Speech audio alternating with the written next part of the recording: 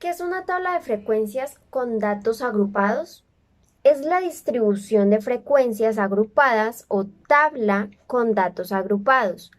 Se emplean si las variables toman un número grande de valores o la variable es continua. Se agrupan los valores en intervalos que tengan la misma amplitud, denominados clases. A cada clase se le asigna su frecuencia correspondiente. Clases. Primero, límites de clase. Cada clase es un intervalo que va desde el límite inferior hasta el límite superior. Marca de clase. Es el punto medio de cada intervalo y representa a la clase para el cálculo de algunos parámetros. Amplitud de la clase. Es la diferencia entre el límite superior y el límite inferior. Tipos de frecuencia. La primera es la frecuencia absoluta. La frecuencia absoluta es el número de veces que aparece un determinado valor en un estudio estadístico. La frecuencia relativa.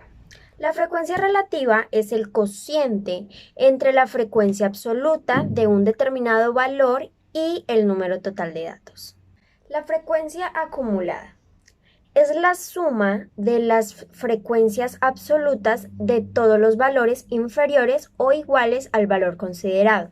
Frecuencia relativa acumulada es el cociente entre la frecuencia acumulada de un determinado valor y el número total de datos. Ejemplo. Se recogen las hojas caídas de un árbol y se registran sus longitudes en centímetros. Elaborar una tabla de frecuencias con 4 clases. Longitudes. 1, 1, 2, 3, 3, 4, 5, 5, 5, 7, 7, 8, 9, 10, 10, 11, 13, 13, 14, 15, 15, 17, 18, 18 y 20. El primer paso es encontrar el rango y al rango, que es el valor máximo de la variable, lo restamos con el valor mínimo. En este caso, ¿cuál es el valor máximo de nuestra variable? Es 20 centímetros. ¿Y cuál sería el valor mínimo? En este caso es 1 centímetro. Ahora restamos 20 centímetros menos 1 centímetro y esto nos da un igual de 19. Y listo, ya tenemos el rango. El segundo paso es K, que es el número de intervalos y en este caso sería 4, ya que nuestro problema nos dice elaborar una tabla con 4 clases. El tercer paso hay que encontrar la amplitud o el tamaño del intervalo. En este simplemente se divide el paso número 1 con el número de intervalos, que en este caso 19 dividido entre 4 da 4,75 y lo podemos redondear y quedaría el 4,75 a 5 y listo. Ahora sí vamos a poder encontrar el límite inferior y el límite superior de cada uno de nuestros 4 intervalos. Para que quede más ordenado es que el límite inferior del primer intervalo sea múltiplo de 5. O sea, el múltiplo del tamaño del intervalo. Entonces, en el primer intervalo iría de 0 a 5. En el segundo intervalo continuamos con el 5 y al 5 le sumo el 5 del tamaño del intervalo. Y 5 más 5 es igual a 10. Quedaría de 5 a 10. En el tercero continuamos con el 10. Y va a ir hasta el 15. Este quedaría de 10 a 15. Y si en el tercero me quedé con el 15, continúo con ese mismo número. Y 15 más 5 da 20. Este quedaría de 15 a 20. En nuestra segunda columna es el límite medio entre el límite inferior y el límite superior de cada intervalo. ¿Cuál es el punto medio entre el 0 y el 5? ¿Cómo lo calculamos? Entonces sería 10 más 5 entre 2 es igual a 2,5. El segundo, ahora 5 más 10 es igual a 15. Entre 2 sería 7,5. En el tercero, 10 más 15 es igual a 25. Entre 2 es igual a 12,5. El cuarto, 15 más 20 es igual a 38. Entre 2 igual a 17,5. En la frecuencia absoluta es el número de veces que aparecen estos valores en el estudio.